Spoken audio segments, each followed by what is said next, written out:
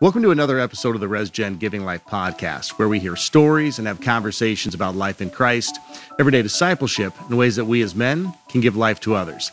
My name is Tom Henderson, the founder of RESGEN, and I appreciate you tuning in for the podcast. As we get into today's show, I want to start by asking you a question. How would the way you live your life change if you knew that you only had 10 or so years left to live? How would knowing that change your mindset, the way you treat people, the way that you live out your faith?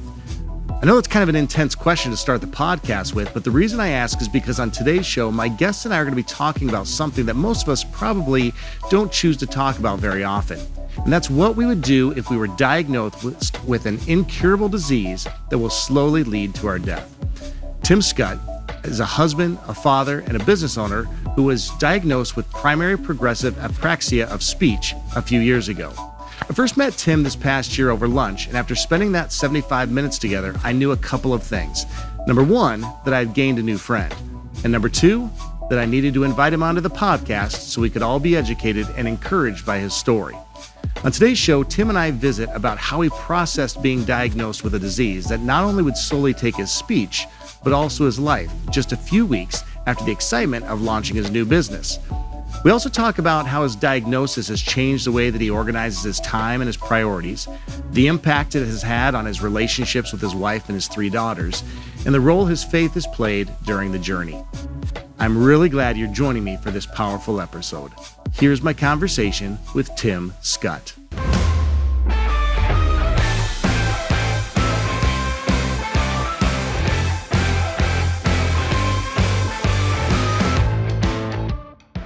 Tim, it is good to have you here on the podcast, my friend. Thank you for having me. Yeah, for sure. And it's actually having you again. What the crazy thing is that you and I did this about a month ago together, right. And there was something that happened with technology, and so we said, you know what, that was just a trial run, and so now this one's going to be even better. Right. So thank you so much for your grace and coming back and hanging out with me here at the table, and we're going to have a great conversation. But so we're going to get right into the content here today. But before we do that, if you just want to introduce yourself real quick and talk about just your family, and then we'll talk about kind of the main focus of our conversation, and that's your diagnosis. So if you want to go right into that as well, we'll just let the conversation go. Well, I married my high school sweetheart. We had 3 daughters together. Yeah. Together. She went to state. I went to Northern. I gave her a hard time. 10,000 people there. You can't find anybody better than me. Right. High school sweethearts. Yeah. It all started on June of 2020. I was realizing I was having trouble getting words out. Mm-hmm. And then my first thought was my dentist buddy. His name is James. So I asked him, does this have anything to do with my tongue, my teeth, my mouth? He's like, no, you need to get that checked. Okay, so you're recognizing that like there's something going on with your speech. Right. And so you call your dentist friend and say, is there another reason? Right. Is there potential dental reasons right. as to why this is happening? And he says, nope, it's not that, but you need to get it checked. Yes. Okay, perfect. Okay. So I went to my regular physician. He's prescribed speech therapy and a brain MRI. The brain MRI came out clear. 6 months later, it wasn't improving. And so he referred me onto neurology.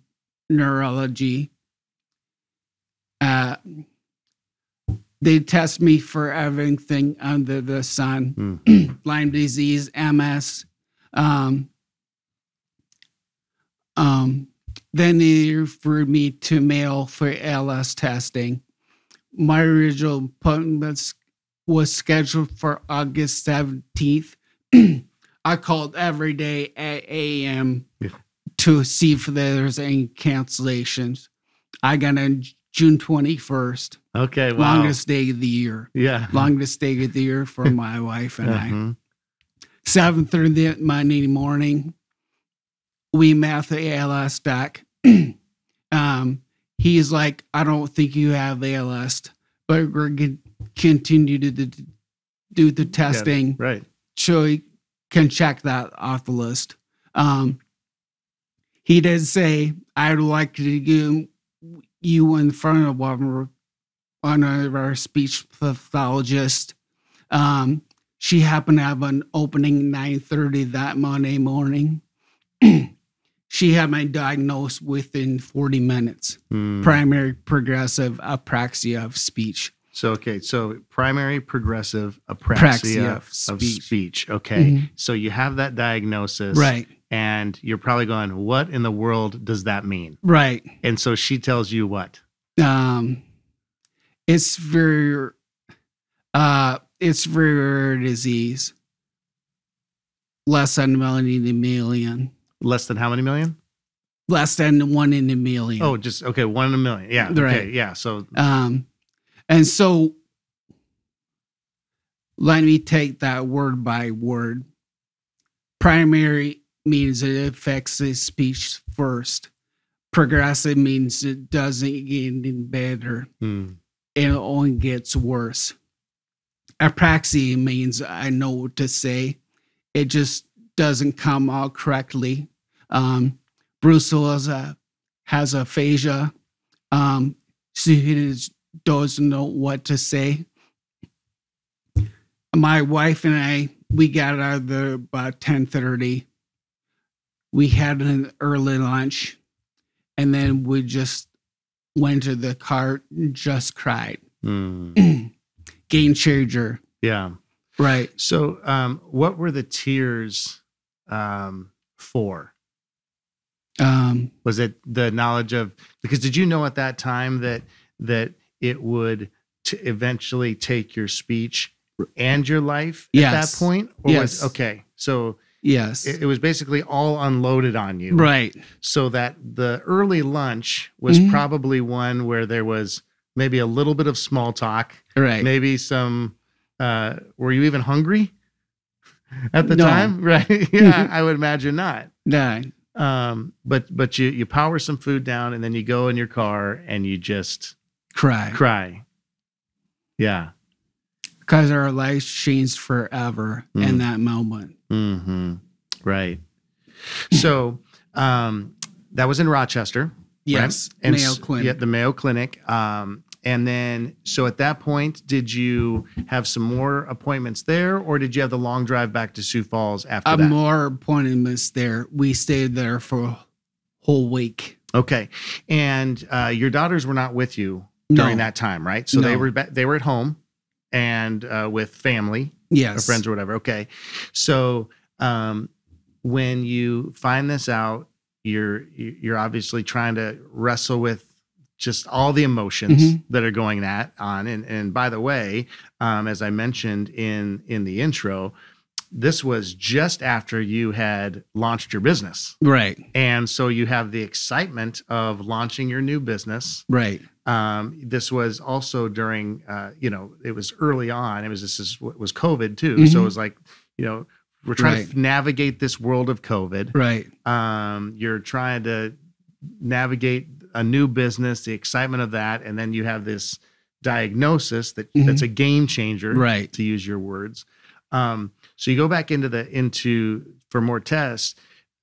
Were you tempted at that time to call the girls and to talk with them, or did you just feel like, oh, we better wait? Or we better wait till we get home when we can tell them in person? Okay. I of course called my parents and plenty of my buddies, and I told them this is what it is. I sent a few texts. We didn't want our girls to know too much right away. We said, Daddy has a disease and he's going to lose the ability to speak. Then one of the did the John Myers podcast, Yep. Leading More. We had to listen to that because what I didn't want to have happen was some people from school coming up and saying, your dad has 10 to 15 years left to live. Right. So we had to listen to that podcast. Mm-hmm. So the testing that you stayed for, Tim, was that just more to just kind of see how far it had progressed? Is that when they kind of put a timeline on it saying potentially it could be 10 to 15 years or whatever? Okay. I had a spinal tap, baseline procedure. Of course, I do all the other ALS testing. I'm part of the study, and there's 28 people in the study. I'm currently the youngest one with our underlying condition. Okay. Lucky me. Yeah. So one of the first questions we asked, is there a support group for this? And they said no. Mayo said no. So I took it upon myself to start a Facebook group, which had to be approved by Mayo. Okay. There's currently 10 of us in that group. 10? Yes. Okay. The next youngest one is 61. Right. I'm 45. Yeah, 45. Right. We're about the same age. And so they probably think you're like a young whippersnapper kind of thing. Okay. Right. And then the oldest one is 85. 85. Okay. And have those individuals, were they diagnosed significantly longer than you? So, I mean, if some had it for 5 years and 8 years, and because, I mean, right now you're kind of at 2.5 years. Right. So have they had a lot longer? I just asked the question when you were diagnosed. Yeah. And a lot of people are between 2 and 5 years. Okay. 5 years. Now, is that because it's just kind of, becoming known and it's newer, and so like even diagnosing it is difficult. Right. Most people neurologists thinks that is ALS or anxiety. Okay. Anxiety. My doctor of 45 years, he's been practicing for 45 years. He never heard of it. Okay. Right. So my speech therapist had never heard of it. I'm talking to the UNI class, University of Northern Iowa class. I spoke to them last spring, and this fall, because I want what happened to me. I've also spoken to the class at the University of South Dakota because I want what happened to me. Speech therapist was unaware of the disease. Yeah. In a lot of diseases, early detection is of crucial importance. Right. So I imagine, especially since this is progressive and there is at this point no cure, right. Early detection for this would be key to be able to begin therapy and to utilize a lot of the tools that you've been able to utilize. And so I want to talk a little bit about those as well, because it's fascinating that that there are things that are in existence today that weren't many, many, many years ago. Right. Which, I mean, praise God that these tools exist. But the ability for you to record your voice, in words and different things like that to be used later on. So you've participated in all of that, correct? Yes, voice banking, 3,155 sentences. 3,155 sentences. Voice banking, okay. 300 custom, like I love you, Jen. I love you, Michaela. I love you, Caitlin. Okay. I love you, Alyssa. Yeah. I did that last fall when my speech was still good. Okay. Right. So you've seen, I mean, Tim, you've seen, because we didn't know each other last fall. You know, Right. we met each other, you know, at the beginning of this summer or kind of late spring. Right. But your voice and your speech was much stronger in the fall when you recorded all of this. Right. I mean, still some deterioration from obviously full health. Right. But you've seen a great deal of deterioration since then. Yes. Okay. And so this voice banking, where you could obviously 3,155 common phrases, which that must be an interesting list. Right. As you got that, there was probably some that you're like, really? You want me to say that? Right. So it merges it together. Okay. My voice merges it together. It synthesizes it. Okay. And then, so like the unique phrases, obviously the, for your family, is it other things like, did you record things for, grandkids, weddings? Yeah. Like right. I did the bi-recoverable books for the grandkids I probably never meet. That really tears me apart. Yeah. Because I most likely will not meet my grandkids. Right. And to be able to have your voice banked and for them to hear that. Right. What a very special thing. And for your girls and their future husbands. Right. To be able to hear those words from a dad who obviously loves them very deeply. So not many people will probably have to go through, you know, especially at your age, of saying that, hey, we are, you know, you are given this much longer to live. Right. And, you know, the toughest thing is it's not even just a short period of time. It's like a long period of time and not knowing what that looks like. Right. So, it's the unknown. Right. It's the unknown. Yeah. And as humans, we like to control. Yes. It's the unknown. It's scary. So how has this, I mean, I know it's changed your priorities. So how's it changed your priorities the most? It's drawing me closer to God.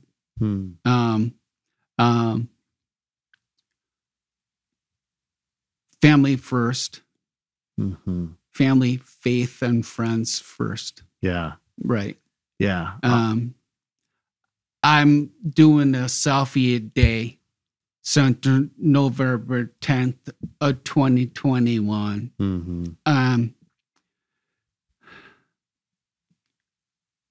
As a way to document my journey. I submit the website speechless.live. I pronounce it live. It's live. Right. And you can find all my content on there. Right.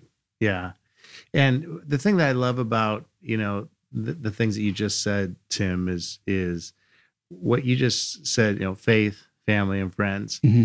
That's all relationship. Right. You think about how much time in our world, in our life, that we often spend on pursuing wealth or things, or, you know, comforts or whatever. And not that those things are bad, but at the end of the day, they're not what matters.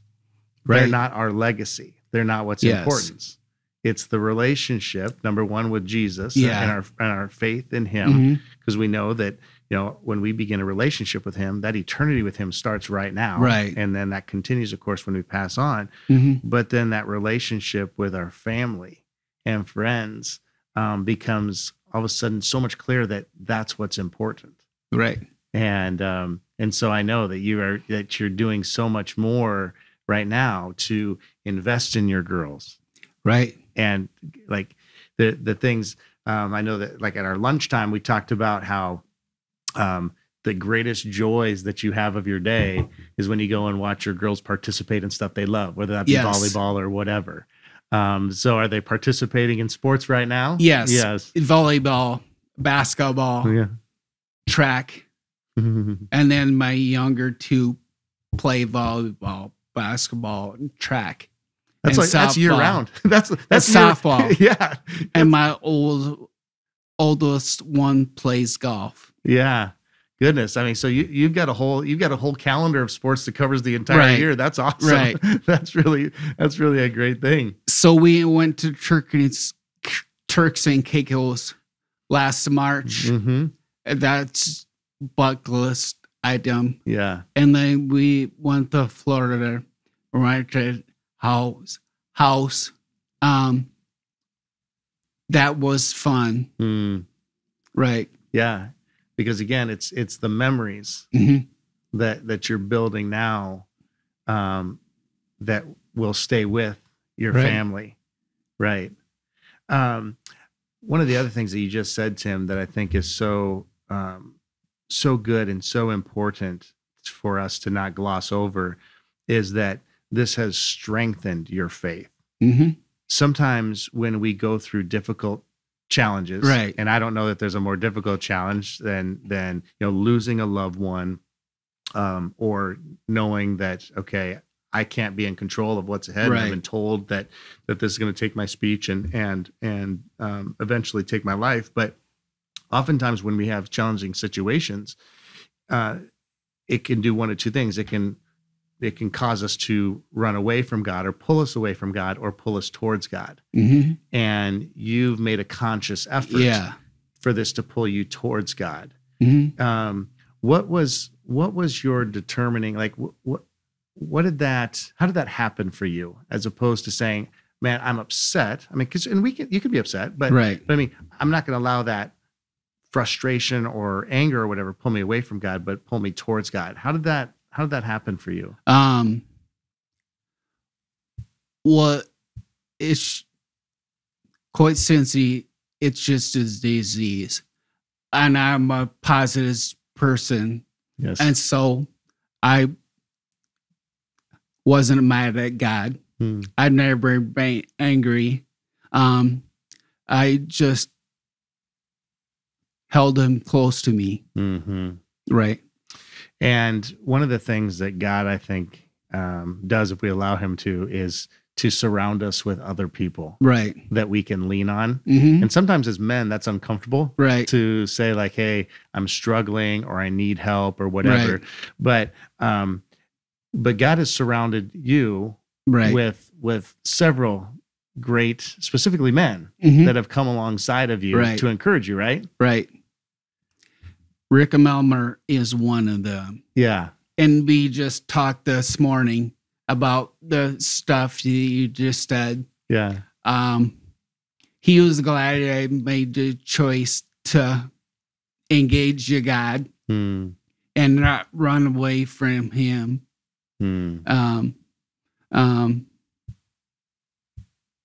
That's so good. Yes. That's so good. I love that. That's and Rick, I mean, I've mentioned him a couple other times on the podcast. He was a guest on the podcast as well.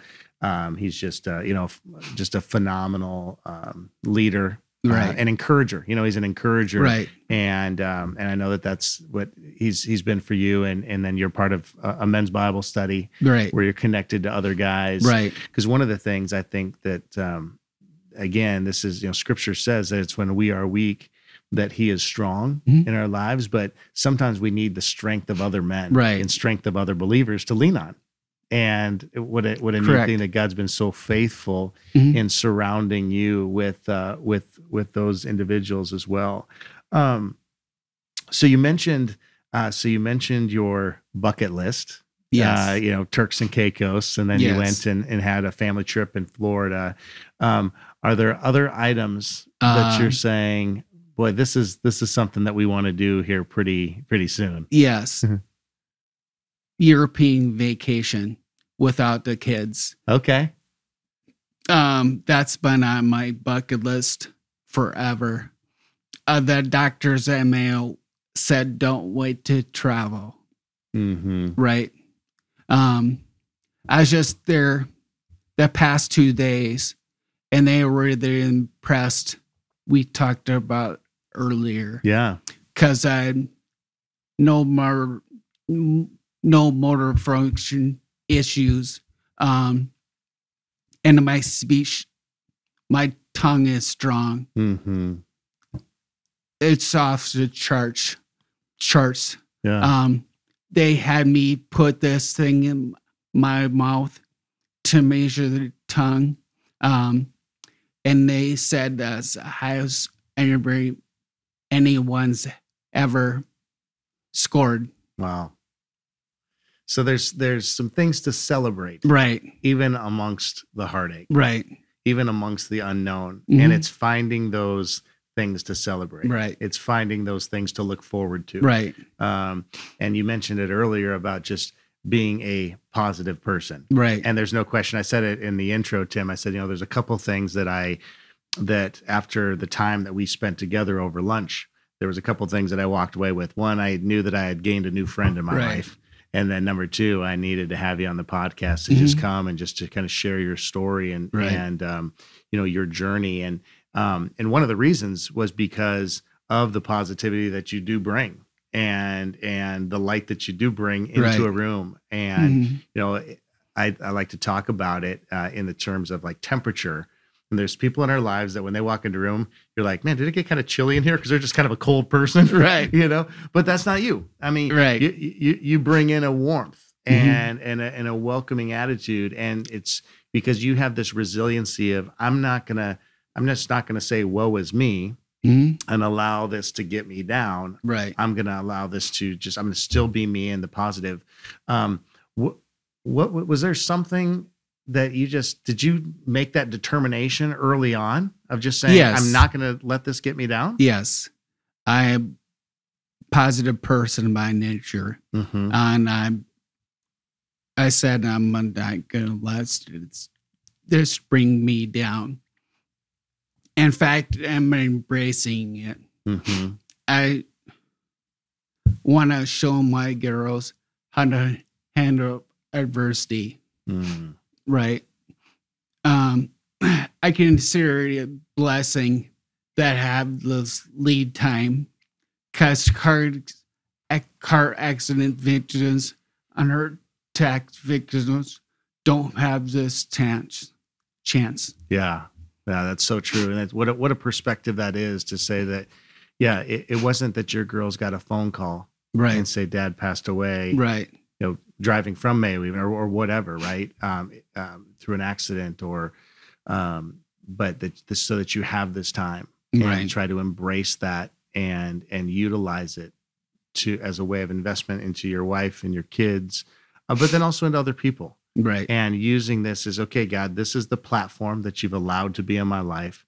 So how can I use this to show people that you can handle adversity well and stay strong in your faith. Yeah. Great. No, that's so good.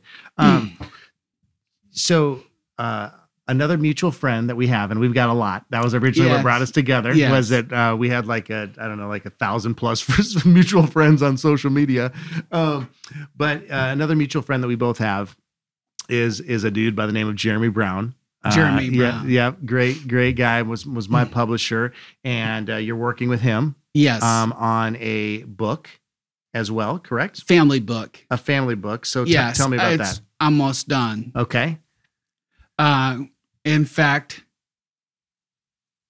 I'm working on the second book called Speechless, and it's about my journey. Okay.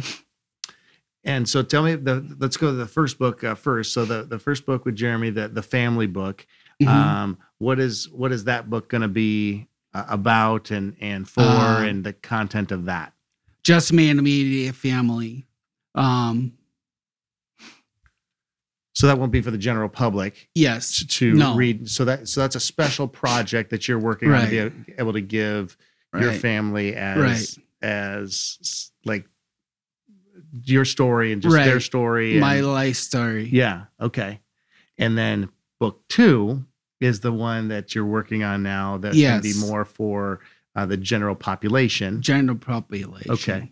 And that's really much more about, again, your journey with this and encouragement for others, or what is the desired outcome for that book? The desired outcome is to get people engaged and to take action. Yeah. Specifically in their family or fulfilling their purpose, or family and fulfilling their purpose. Yeah. Both. Yeah. Because like you said, a diagnosis like this is a game changer. Right. But what if we didn't have to have a diagnosis to have our game changed? Right. You know, that like how many of us, and I mentioned the intro, you know, how many of us, you know, if we knew that we only had so long, whether it's 5 years, 10 years, 15 years, and obviously, you know, those are guesstimates. We don't know. I mean, you could go way beyond that, Tim. Who knows? Right. I mean, you just said, like, your appointment said that your speech is strong, your tongue is strong. So who knows, right? But, and none of us know how long we'll be here. No. But what if it didn't take a diagnosis or something tragic to happen for us to say, you know what? I'm going to live every day if it was my last. I'm going to love God with all that I am. I'm going to love my family. I'm going to love others. And I'm going to strive to leave a legacy of faith and being a lover of God and a lover of people. As I think about legacy, and maybe it's because I'm 46 years old now, Tim, and I'm thinking more about legacy. I don't know why, but I just find myself in that mindset so often, much more now, of like, you know, what do you want to be remembered for and by? And so, Tim, what do you want to be remembered? And how? That people's lives were better because I was in it. South Dakota Public Broadcasting is doing a documentary on me and my disease. Filming has wrapped it up. Okay. That's amazing. And so, and when is that supposed to be released? Mid-November. Okay. So right now, I mean, as listeners are listening to this, they should be looking for that within the next couple of weeks. Because obviously this is the first part of November. If I did my math right on the release of this. And so that can be available to be viewed on South Dakota Public TV, also online. Is that? Yes. Okay. Yeah. So the filming's done. Yes. Did they follow you around to appointments with your family? How did all that filming go? First of all, we went to Aberdeen and interviewed 3 of my professors. Okay. Second of all, we had Chester, and we interviewed 3 of my high school teachers. Then we interviewed my mom and dad at St. Jacob's Church, where I grew up. Okay. It's a little country church on the top of hill. Okay. And then we interviewed my buddy Jeff Lamberty at Buffalo Trading Post. Okay. Right. And so was it the interviews just about you and just what it's been like to be a part of your life, right? Through the different stages. Lon Strolshine actually did the interview. Okay, got it. Right. Okay. And then we had it in the mail. We had to reschedule because the person who diagnosed me had a family emergency. And I didn't want to go without her. Yeah, right. Right. And she's obviously been an integral part of your story. Yeah, right. Exactly. Mm-hmm.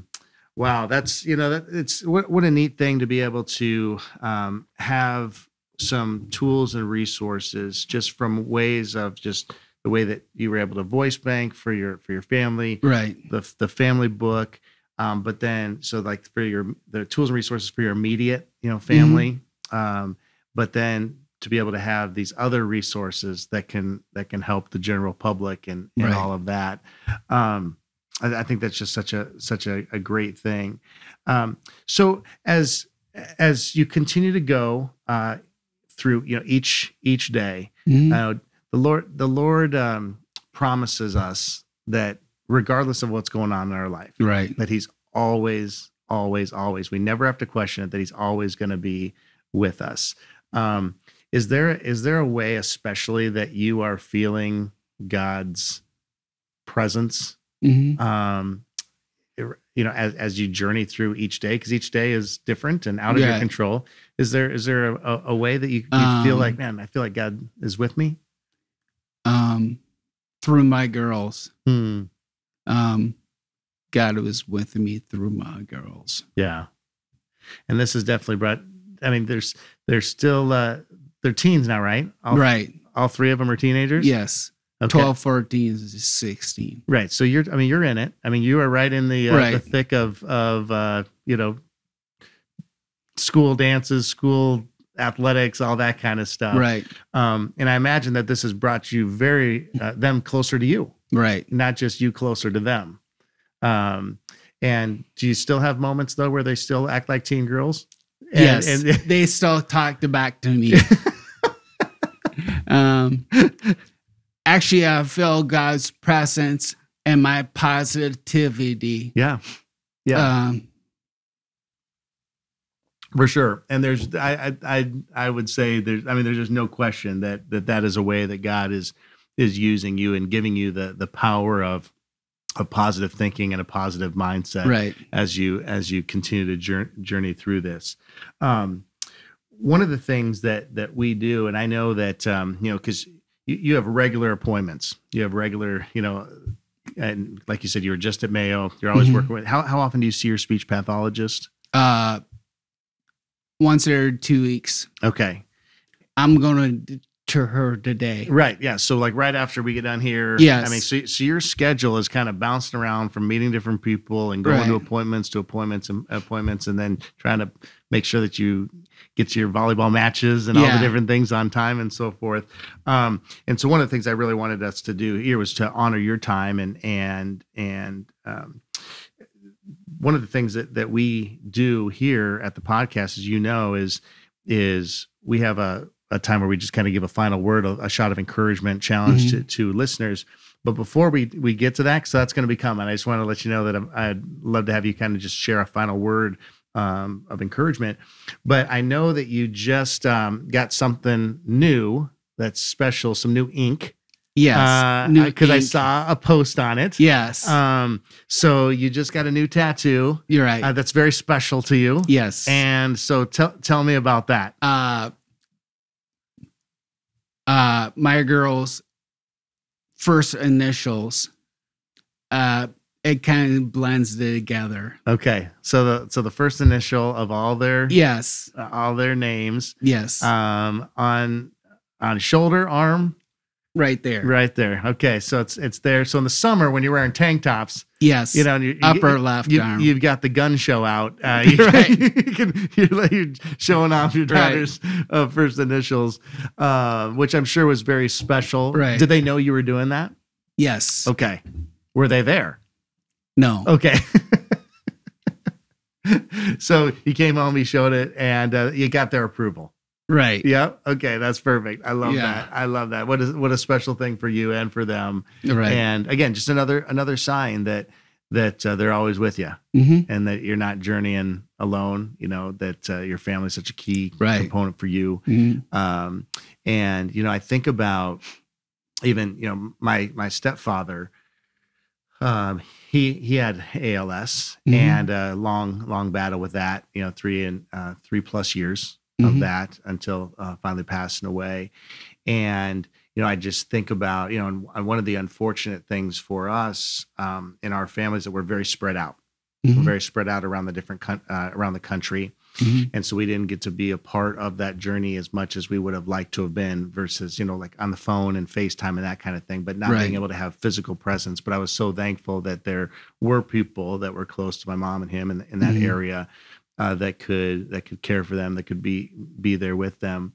But I think what a neat opportunity that you've recognized that you don't want to waste of having your family close and near. And even just, your parents not too far away. Right. And those that can invest in your girls when they're feeling sad or whatever the case may be.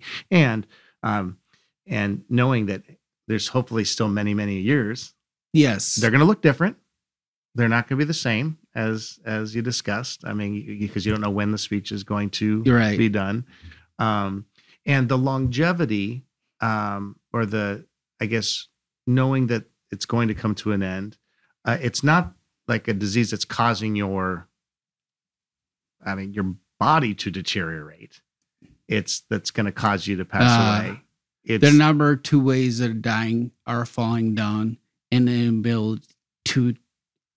ability to swallow. Right.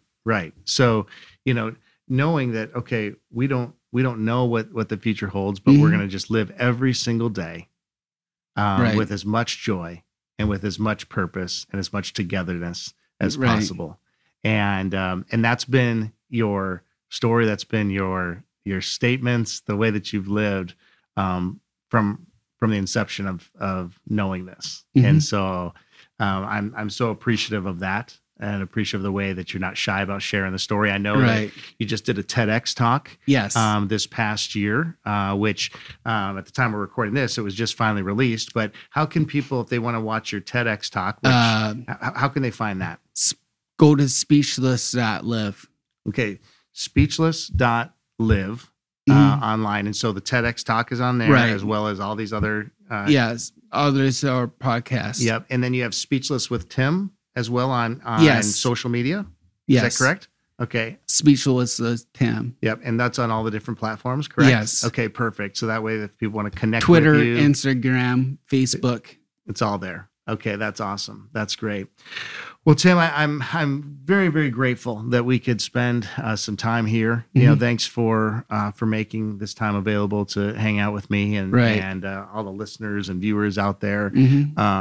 Thanks for allowing your story to be shared, and thanks for being an inspiration for those to just do whatever they can to live with purpose now. I mean, you talk about the book that you want to put out is saying, live every day with that joy and that purpose, knowing that God has numbered all our days. Right. But even though we don't know the number, we should live every single day for him and for what he's called us to do. And so I really appreciate your heart and the time that we've gotten to spend together. And so I do want to end our time with something called the final word. Do you have a final word, final encouragement for listeners out there? I wish I would have started goal setting sooner. I started in 2005. That was too late for me. I wish I would have set some goals in high school and college. Every year since 2010, I've highlighted one key person that has had the biggest impact on my life. So I encourage people to do that. Right. Yeah. I love that idea of highlighting one person that's had a great deal of impact on your life since 2010. So right now you're sitting at about 12 people. Right. And what an honoring thing for them. Yeah. And if we all think back, I think that's a good even thought processes, because so often we live our lives at such a fast pace and we forget about just maybe key people or key events even that were very formative and very shaping in our lives, and to highlight those individuals and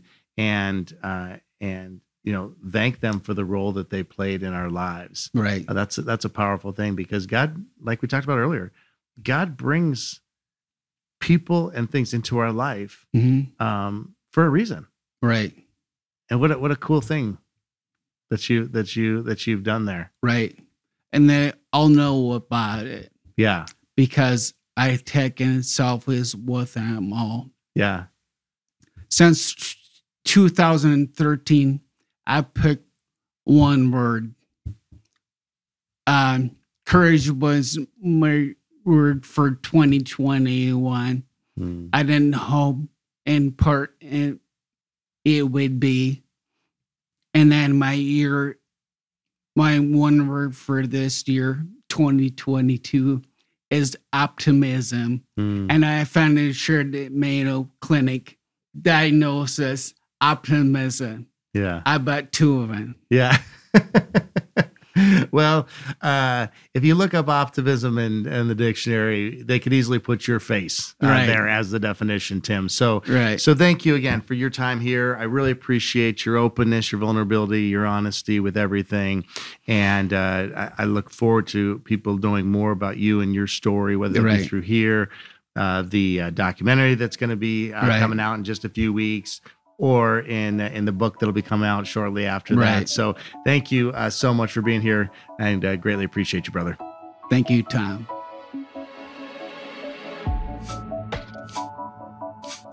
I hope you enjoyed my conversation with Tim Schut today. As always, if you found this episode helpful, I encourage you to share it with others that may find it helpful as well. Also, if you wouldn't mind, I would love for you to take 30 seconds to rate and or review the podcast, as that is such an easy way to help us grow our audience and our impact. If you'd like to connect more with Tim, which I know he would love to do, you can find him at Speechless with Tim on Facebook, Instagram, and on Twitter. All right, thanks again for joining me today, everybody. We'll see you next time for another episode of the RESGEN Giving Life Podcast. Until then, continue being men whose life in Christ gives life to others.